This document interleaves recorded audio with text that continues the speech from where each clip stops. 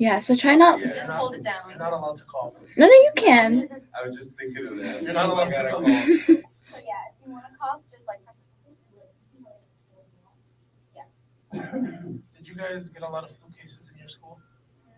Yeah, it was pretty bad. Not with the older kids, but Okay. in middle school they hit them. Yeah, my brothers were out. That's what I was saying. I don't have anyone in middle school, but she know. Okay. Still going. Are we live? Good morning, Dearborn Heights. Welcome back to the Nest radio station. You're listening to The World of Medicine, a podcast where we dive into the fascinating world of medicine and wellness. I'm your host, Sarah Mean, and today we have a special treat for you. We're joined by two esteemed doctors who will enlighten us with their expertise. Please welcome Dr. Mike Aldirani and Dr. Ali Nasrallah. Thank you both for joining us today, and Ramadan Mubarak to you and your families. Let's jump right into it. To help us get to know each of you better, could you tell us a bit about your background and specialization? Dr. Aldirani, we will start with you. All right. So I'm Mike Aldirani, board certified, fellowship trained in family medicine, emergency medicine. I'm also actually in the process of getting board certification in regenerative medicine, which is longevity. So I have a passion in men's health, prevention, sports med, family, primary, urgent care, kind of I'm the medical director at Life Medical Center here in Dearborn, and that's a little bit about me. All right, so you guys are looking at me, so it looks like Yeah, it's your my turn. turn. So I'm Dr. Ali Nasrallah. Pleasure to be here with you guys today. So I'm also a family medicine provider. I work at the Family Doc Clinic located in Dearborn Heights. So for me, like Dr. Mike, with family medicine, we like to treat all types of illnesses and diseases in all ages of patients. So, and the cool thing with family medicine that I really love is being able to be a part of my community and to integrate both medicine, my passion for medicine, and my passion for my community. So, family medicine allows us that opportunity. So, you'll probably see me around at a lot of community events because I really enjoy them. Sweet. That's so wonderful. So let's start getting into the questions. So Dr. Nasrallah, I'm going to start with you. With all the years that you've been in the medical field, with all the advances in technology, what would you think is the most significant breakthrough? I think every single breakthrough is significant, right? It's when it comes to medicine, it's all a process of learning. And one thing with physicians and even providers, nurse practitioners, physician assistants, nurses, whatever your job in medicine is you have to recognize that medicine is always advancing and you need to advance with the medicine. So every breakthrough is part of the process of learning, and I find them all beautiful. Whether it's the new medications that are coming out for to help people with their weight loss, or the medications that help with stroke prevention, or difficulties with the rhythm, the heart rhythm.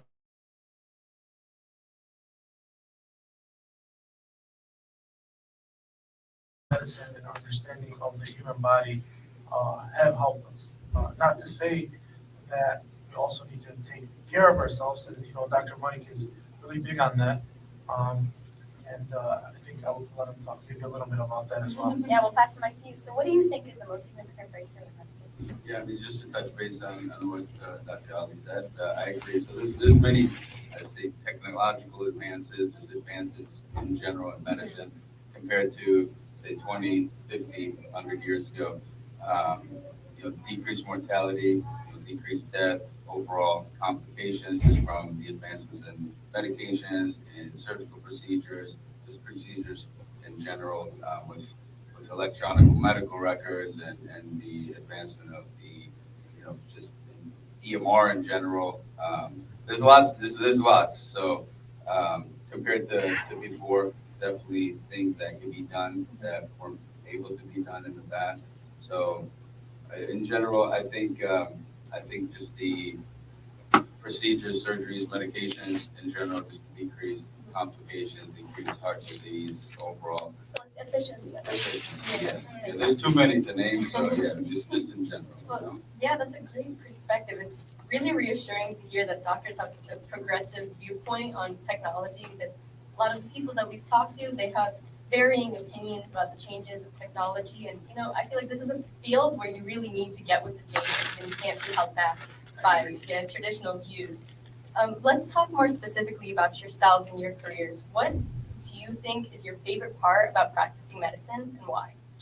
My favorite part about practicing medicine is just to touch base on what Dr. Ali had mentioned, just giving back to the community, dealing with the community. So, I mean, my practice is literally 2 blocks from where I went to high school. So I get to see a lot of people that I grew up with, their family members, old friends, which is pretty cool. And I like the continuity of care. So, you get to meet the patient, establish a good relationship, build with them, and try to help them achieve their goals, guide them to achieving those goals. So I think that's one of my favorite parts. And then the other would probably be to be teaching. I do teach students and residents, and just being able to give back and help them. The next achieve their goals. generation. Exactly. Yeah. Nice. That's really cool.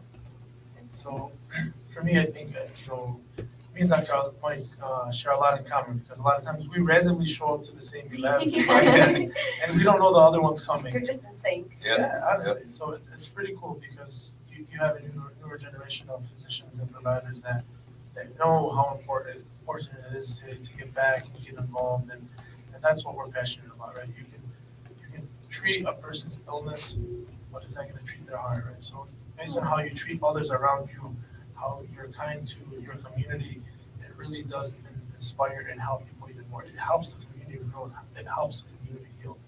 So for me, it's like last week, one of my older patients came in, and one thing I do is, when you go to your pediatrician, they always take pictures of the babies. Right? Yeah. But what about the love for the older, individuals? So I will take pictures with my older patients, and I put them up. I have a pin board. I have a So Polaroid, cute.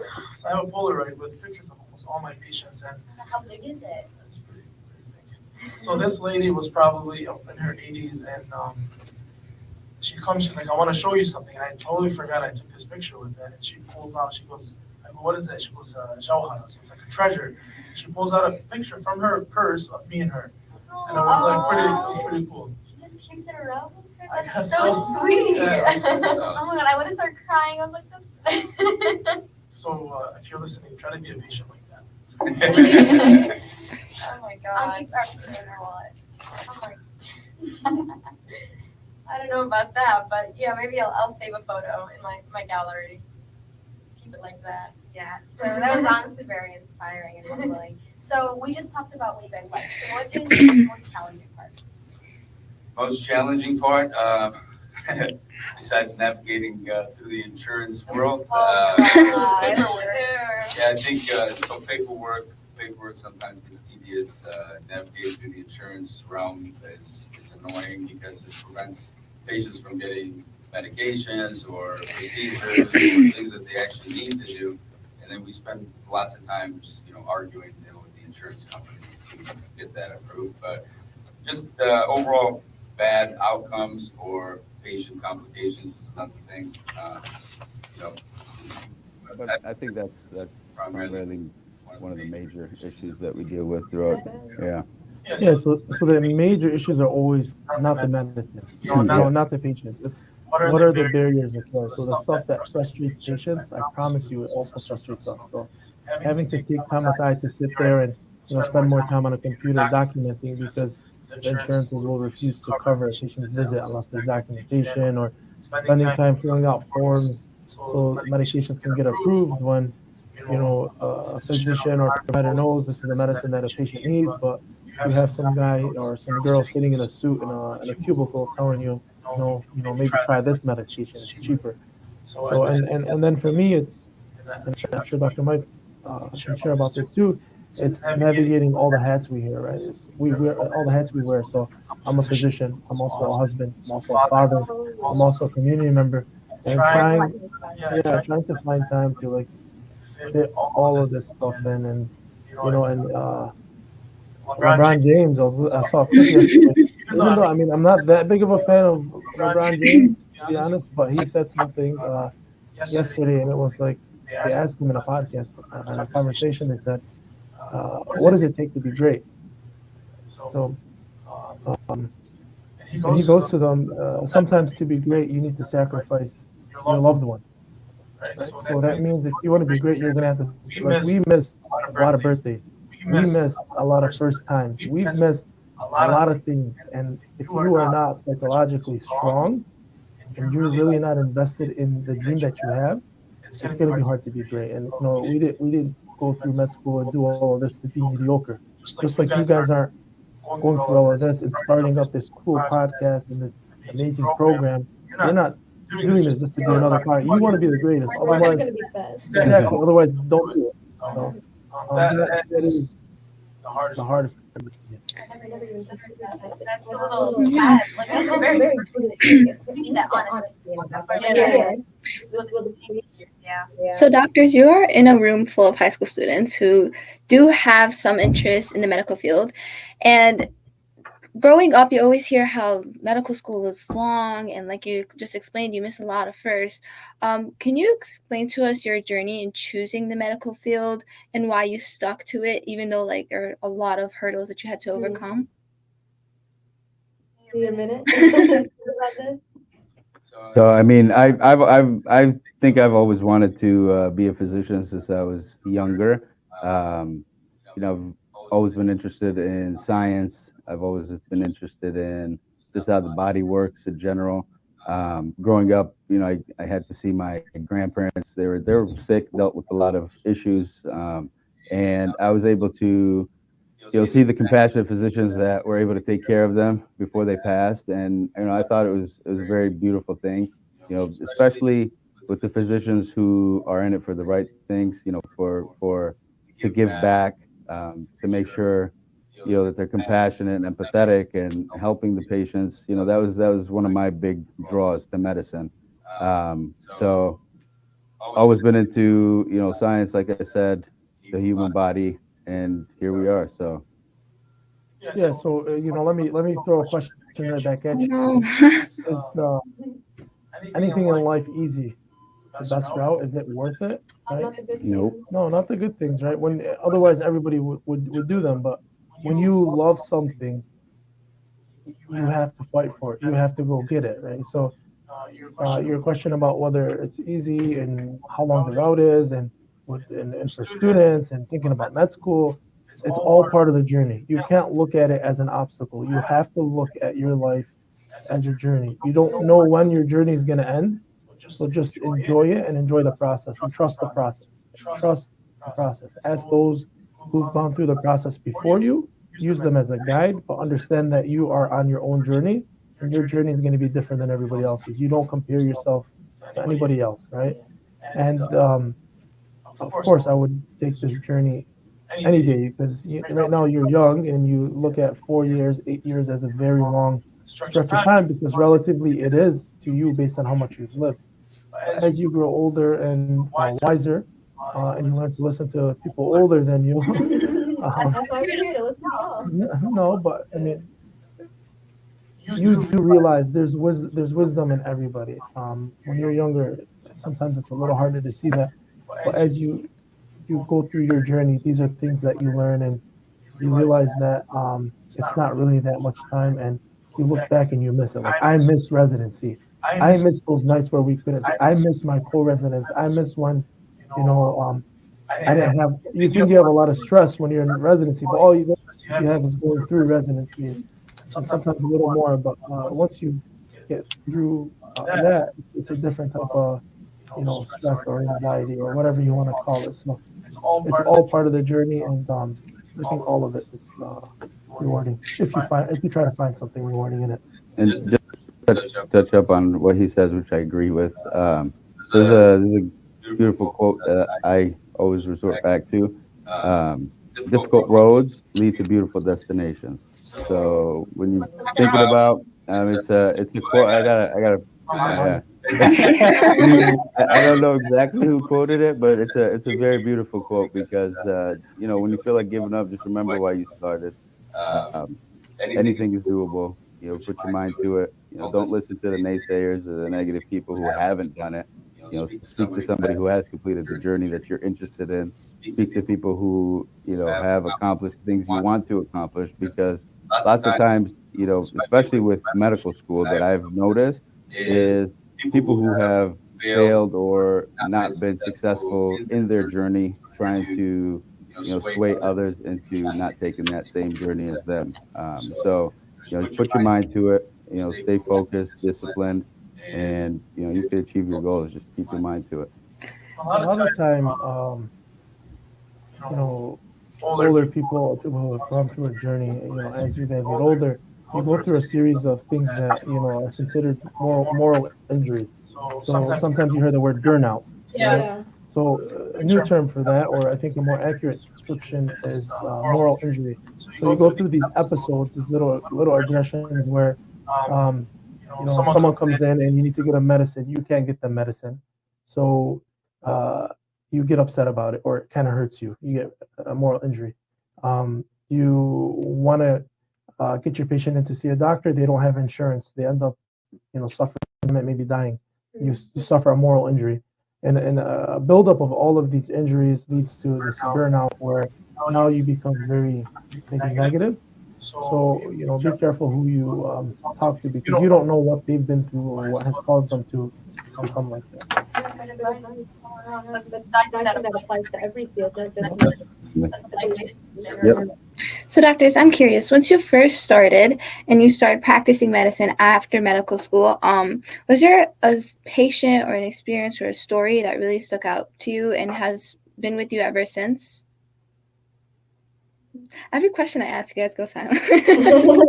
So Yes. be careful about the person that speaks right away. Another life advice.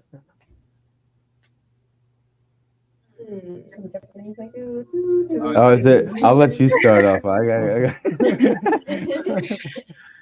I think you going first, and I Yeah. thought about my responses. let me think a little bit. So vision that stuck out to me the most. Maybe this experience, like you said, maybe a quote, something someone said to you, anything. I think when I think back to patients or experiences that stuck out to me the most, I think about so I went to Africa last summer, and we went on a medical mission trip for about a week in Tanzania, in Kigoma, which is rural. Depends on where you're standing. We would call it from here the western part of Tanzania, and being able to see the patients there, and how grateful they were for the little treatment we provided really put things into perspective for me from a medical standpoint. Where here in the States, we expect the most, and a lot of times we're ungrateful.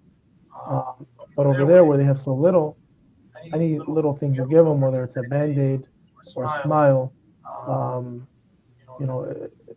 it's they take it like it's a pound of gold. And when I was there, the rest of the team would, I like to joke, I like to laugh, and um, there was a patient. She was standing in front of me. We don't speak the same language, right? And she comes in, older woman probably, and she's 60. She sits down. I look at her. She looks at me. Um, I smile. She smiles. I look at the translator. I tell the translator, tell her she has a beautiful smile. Uh, I tell her that. She responds back to the translator. Tell him I'm smiling like this because my doctor has a beautiful smile too. So it's literally like realizing that sometimes in medicine, uh, just a smile is a remedy, right? So even in our traditions we have as Muslim, a smile is charity, and there's a reason behind that. So I think it was Audre Lorde that says, people don't care what you do. People don't. My Angelou. I'm sorry. People don't care what you do. People don't care what you say. People don't remember what you do. People don't remember what you say. They remember how you make them feel, right? So Yeah. remembering that in medicine, I think I butchered that quote, but you get the We point. get it. We So get it. focus on making people feel good, and that's not always a drug. I agree. I agree. So I mean, there's lots of patient encounters that I could think of. I mean, in general, I could think of a patient when I first opened up Life Medical Center. It came to me, a chronic pain patient who was on lots of pain medications, getting to run around. We ultimately got him on the right track and got him off his pain medications. He was on some narcotics, had some addiction issues, and after some time and just guidance and talking to this guy, get him in to see the right people, um, we got him on the right track, and he was off of his medications, and he was sober, and he was clean. And fast forward, that was in 2020. I actually just saw him like 2 weeks ago. I came into the office. He's now a counselor, and he helps people who are in similar situations as him to get up. And he's helped about, since I've seen him, maybe like 90 or so people get off of, and that's something beautiful to see. So that's, to me, being able to help somebody, turn their life around, or at least get on the right path, makes me happy. It makes me feel appreciated and like we're doing something. So That's not just one person, right? That's one times 90 that's what I'm times saying. times Times 90. exactly. It's a beautiful thing. Wow. Yeah. So it's a beautiful thing. Those are some valuable insights, doctors. Thank you for sharing your experience and knowledge with us. At this time, we're going to take a short commercial break. For now, we're leaving you with one of the hottest hits here at the Nest, Al-Watar al-Hassas by Shireen. HES Academies have been serving the Detroit metro area for over 23 years, promoting academic excellence, leadership, and cultural diversity, ranking as some of the top schools in the state of Michigan. Our pre-K through 12th grade students enjoy tuition-free, state-accredited education by STEM-certified and highly qualified staff with no geographical restrictions, and with advanced placement, college dual enrollment, scholarship, and Arabic language programs. Nor International Academy in Sterling Heights at niapsa.org, Star International Academy in Dearborn Heights and in Canton at starpsa.org, Universal Academy in Detroit at universalpsa.org, and Universal Learning Academy in Westland at ulapsa.org. Join HES Academies today and enjoy a free Chromebook for every enrolled student.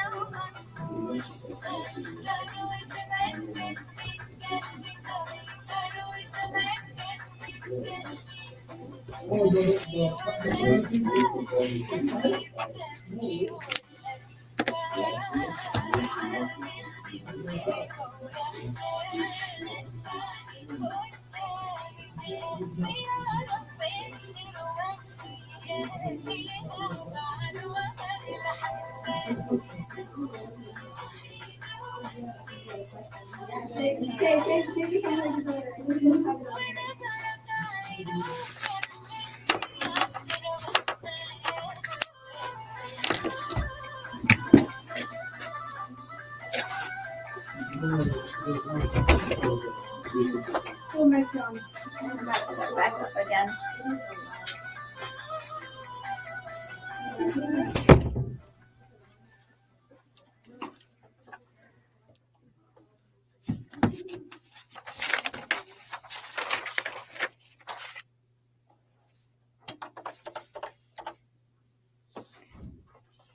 Welcome back to the Nest radio station. Today's podcast is The World of Medicine, where we dive into the fascinating world of medicine and wellness. I'm your host, Sarah Mean, and today we're joined with Dr. Mike Aldirani and Dr. Ali Nasrallah. Let's dive right back into it. Okay. As you guys know, I hope you know at least, Star International Academy, a CPE center, has teamed up with both of your practices to allow students from SIA, UA, and ULA to complete their clinicals in your facilities. Do you guys have any advice you'd like to share to these future nurses and doctors that'll be under your wing? Definitely. So, especially with the students who rotate at my office, I tell them to try to be as engaged as possible. Try to absorb, everything that you can, the experience just in general. Ask questions. No questions are ever, stupid. People think, this is a stupid question. No, it's not. Ask. That's how you're going to learn things. But try to, be engaged. Try to show interest, and like I said, ask questions. And depending on the field that you want to go in, try to show interest and do things that are geared toward that field. But try to absorb as much as you can. I think that would be my overall takeaway is just absorb everything that you can, and gain that valuable experience that you can take with you, to the next journey. Yeah, I agree. Being engaged is very important. Staying focused. So I always tell the students, you're gonna get what you put into it, right? So you can be a student in anything, not just medicine. You can sit in the back wall and not do anything, but if you come and show that you want to learn, you want to do things, you're more likely to be trained to do those things. If you sit back, just shadow from like 20 feet away, it's easier for us just to let you just stand 20 feet away because it's gonna take time, right? So we're gonna pick and choose who we spend our time because our time is valuable, and it does put us back when we have students, but we like to teach. So the ones that want to learn, they're gonna learn. The ones that if you want to sit back, you're gonna sit back. You're gonna miss out. So and I always let students advocate for yourself. Come in and say, when you start, take the initiative. So when you start a new rotation, when you go anywhere new, always say like, you mind if you have like a minute to sit and talk and say, these are my goals for this week. Can you help me reach them? And I like when students do that, and that's a good way. Because then we can address the week later. Do you mind if we go over the goals and what did you do good? How can we get you to where you need to be? But if you're gonna sit back, just gonna taste the dust. So. You get what you do. Yep. So that's some of great advice. And students, I know you're all listening. Make sure you write that down. Doctors, as we talked about a little bit, you know that there's a huge shortage of doctors and nurses across the U.S. Are you guys concerned with the outlook of the medical field for the next 10 to 20 years? And why or why not?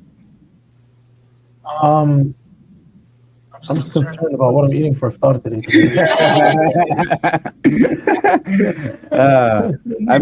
There's lots of bright minds that go into medicine. Obviously, you're pre-med, right? So future doc here sitting with us, but inshallah, I think that the future is promising. There's lots of technological advances with artificial intelligence. The future of medicine, I think, is still bright. There's lots of bright minds that are going into the field of medicine. So, there's still a shortage in certain areas of the country, which will need help placing physicians there. But for the most part, what do you think, Doc? I can understand the concern because they are doing everything they can corporate medicine to get rid of physicians in general, and it's become like a money thing. So you'll start seeing less and less physician providers, and you might start seeing more nurse practitioners, physician assistants, and there's nothing wrong with that, except if you wanted to become a doctor and find a job. And when it comes to artificial intelligence, like we talked about earlier, that smile, that touch from a human being. Sometimes all the patient wants is for you to touch them to tell them they're going to be fine. Imagine like a freaking creepy eye robot telling you you're going to be fine. No matter how advanced it becomes, it's still not a human. There's no I don't know, like you were talking about auras before. There's no connection between you and that thing or that intelligence. And the only concern I have is, when it comes to the way corporate medicine is going, and like, me and Dr. Mike are both private physicians, right? So we wanted to be our own bosses. We wanted to be able to run our clinics how we wanted without some suit telling us what to do.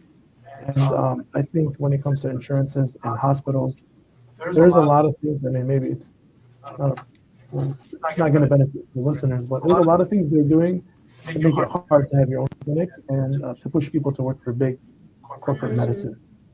So, doctors, as private clinicians, what are some ways you work with the community to promote healthier habits and like improve overall health in the community?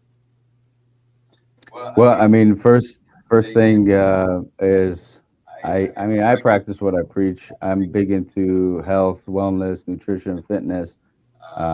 So I tell the patients, family, friends, it all starts with your lifestyle.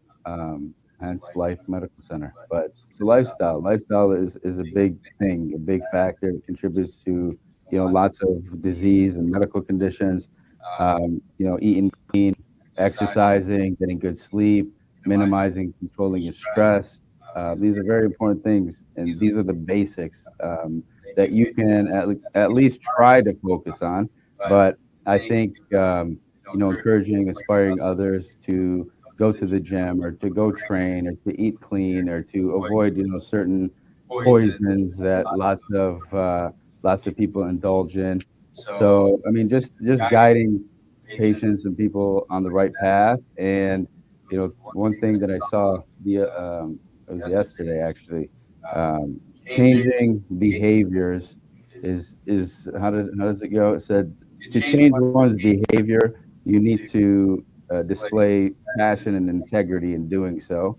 And by doing so, you need to practice what you preach. So, you can't have somebody telling you not to do this and not to do that, or, don't smoke or don't, sugar, or don't do this when that person doesn't do it. They're not, the patients are not going to take you as serious. And that's become a big issue in healthcare, I think.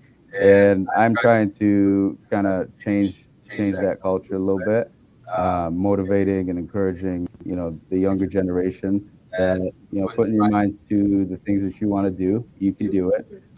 Get into the gym, you read, write, try to educate yourself, and just overall just try to be a better human being and get better and try to contribute to the world in a much more productive way. So that's what I would that's what I would say. Yeah, you guys should go follow him. He makes it bad to go to the gym. So.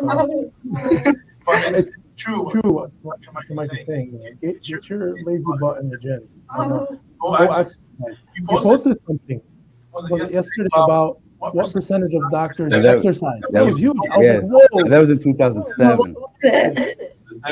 There was a study in 2007 that 40% of healthcare providers were either overweight or obese. That was in 2007. So 2024 numbers are closer to a little over 60%. So I mean, that's a big part because, like I said, patients want to see somebody doing the things that they're being told to do. They don't want to deal with the but yeah, I think lifestyle just in general, and leading the way by practicing what you preach and trying to show them what to do. I think I'm doing my part. So I think he might have practiced what you preach tatted on him somewhere. So maybe you guys should do your own study, walk into a bunch of clinics and see, what percentage of doctors now look obese. Very mean. Yeah. So when you think about health, and it's not only appearance, and it's not only weight, and like looking at a scale, a number for pounds, right? It's about being healthy. Yeah. So exercising alone, even without weight loss, leads to better blood pressure, kidney function, overall health. So when Dr. Mike says practice what you preach, it's true. Like, and exercising alone is release can work as efficiently as a low dose like SSRI or depression medication. So exercising and showing like the community when we exercise, if I put it online, it's not to be like, look at me, I'm working out. Right. It's a show, right? It's to inspire you. Look, your doctor's going to the gym. Maybe you go to the gym. Yep. So I went to a thought at the Dearborn Heights Fire Station. They had a thought, and the fire chief comes up to me, and the fire chief, great guy, the Dearborn Heights Fire Department, all amazing people, and I've had them on the show yeah, before. It was great. yeah, and they fast too. That one day they host a thought, and he's like, I was fasting, and then it was the third day of Ramadan, and he goes, I'm fasting, and I wasn't going to go to the gym because I'm fasting. And he goes, then I saw that you went to the gym, and I said, you know what, I can do it too. And because I saw your post on Instagram, I went to the gym. Mm-hmm. Right? So when I see like Dr. Mike punching the bag and grappling, I'm like, man, you know what, I need to go to the gym too. So like, it's a domino effect. It really is. When you see other people, everybody around you working out, you don't want to miss out. You start to feel like, okay, maybe I need to be doing that too. But the problem is, I think I'm allergic to exercise. Whenever I do it, I get all red. I try to breathe. I think I should sit out actually. Oh, you can take some rest. You can take a rest right now. So, doctors, working in the Dearborn and Dearborn Heights community, are there any specific trends that you notice in health, especially with the smoking and vaping epidemic in our youth? Yeah, that's one thing I'm not a big fan of is the vape use. Lots of people have transitioned from smoking cigarettes to vaping, thinking it's a healthier alternative, which it's absolutely not. And the concerning thing is that I'm seeing much younger and younger people smoking vapes. Like I walked into the gas station and I saw this guy. There's no way he was older than 15 trying to buy a vape. And I looked at the cashier. I was like, "You better not sell it to him." And mind you, I checked his ID after he came out. He's 16 years old. So it's becoming a big issue. Vaping is not a healthy alternative. It's still smoking. Cigarettes are not a health. Obviously are terrible. But I'm seeing that trends it's becoming more trendy to smoke vape and to do all these things that we know are detrimental to your health. So. Anything to touch up on? I think it's just, if you think about it, it's because how easy it is, like how to access it. It's everywhere. All these kids have them, and I think it starts with maybe the schools incorporating more education on why you shouldn't do it, how addictive it is, because people don't really know how much nicotine are in those vapes, and that's what happens is nobody plans to get addicted, whether it's to nicotine or alcohol or drugs. Nobody wants to be addicted, but they end up becoming addicted, and it's really cool when you talk about that experience in the gas station, because it really does take a community to raise a child, and that's one of the nicer things that we still have in the Dearborn Heights, where still maybe it's changing a little, but still a stranger can come to you and tell you, little brother, what are you doing? Why are you? How old are you? What are you doing? You shouldn't be doing this. But that also means holding accountable those who come to hurt our community, whether it's selling stuff to minors, whether it's selling like whippet cans and drugs. If you don't know about anybody doing those kind of stuff, you can always anonymously, go report it, and you really should, because we need to clear our community from all that scum. So Yeah, it really is an epidemic. It's not an exaggeration at all. So, in what ways do you think us students and youth can combat this? Through proper education,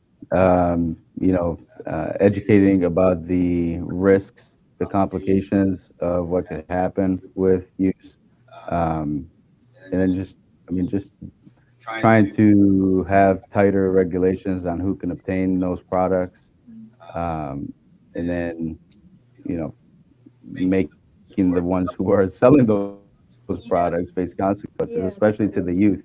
So there's definitely ways to combat it, and I'm sure the community is doing its best, but we can only do our part as well. So. Are there any future legislators out there listening? Yeah.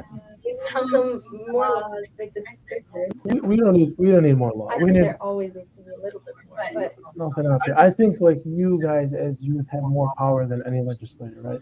So if you guys come together and every time you see one of your friends doing it, you say, hey, that's not cool. what are you doing? Yeah. No, we used to have like DARE, the drug program. Yeah, yeah. But I mean, as youth, what you can do is make it not cool. So usually when kids want to vape, it's because they think it's a cool thing to do, or their friends are doing it. So if you all say no, that person is gonna feel like, okay, why am I doing this? Nobody else wants. Yeah. So peer pressure them into peer pressure. Yeah. Yeah, so that's. Okay. And then when you think your friend's in trouble and they need help, don't shun them. Don't like push them away. Don't say, this guy's an addict or a bad person. If they're struggling, try to help them get the help they need, right? So that's another thing. But of course, don't do it on your own. Talk to an adult. Mhm. You might need a professional. It's not your job to go help everybody that needs help, but you can help them get access to the help they need. Yeah, that's a good point. Yeah. You both are truly heroes to the Dearborn Heights community, Dr. Nasrallah and Dr. Aldirani. Before we end today, are there any final words that you wanted to share with our listeners? I think final words from me is enjoy the process. Like we said, enjoy your journey.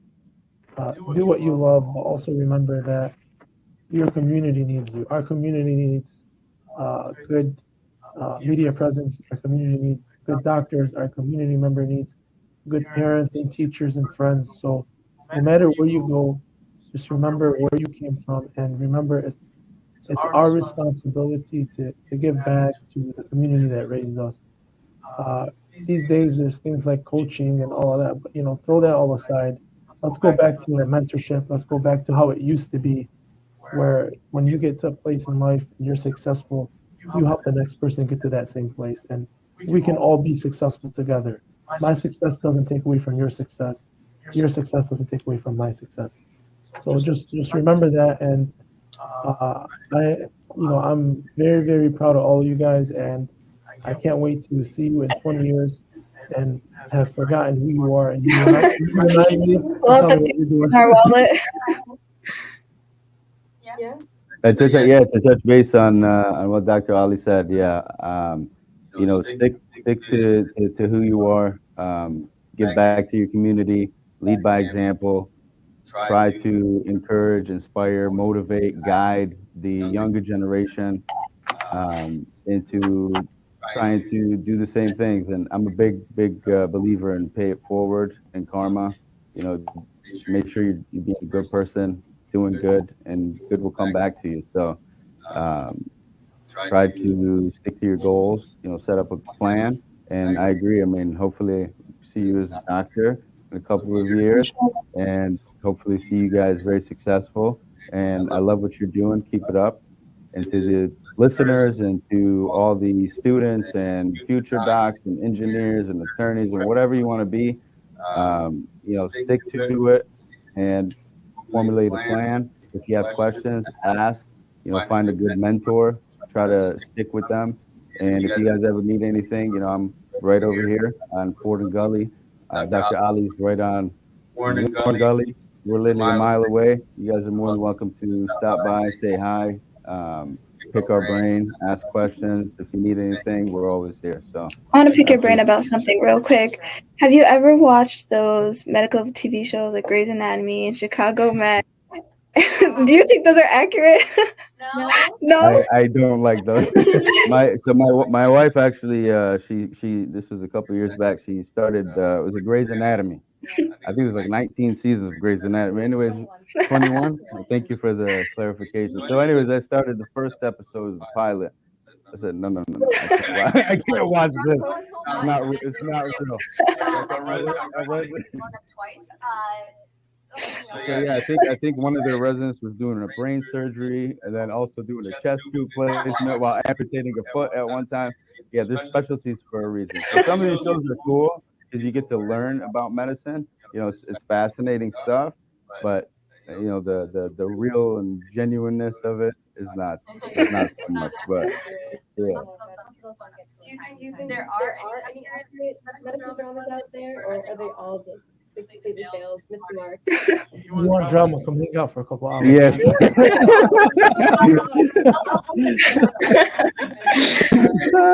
Well, thank you both for sharing your expertise and insights with us today. Unfortunately, that's all the time we have for now. But if you're not listeners, we'll be back next week with more engaging discussions on health and wellness. Until then, stay healthy and take care of yourselves. This is Sarah Mean checking out from the NAS.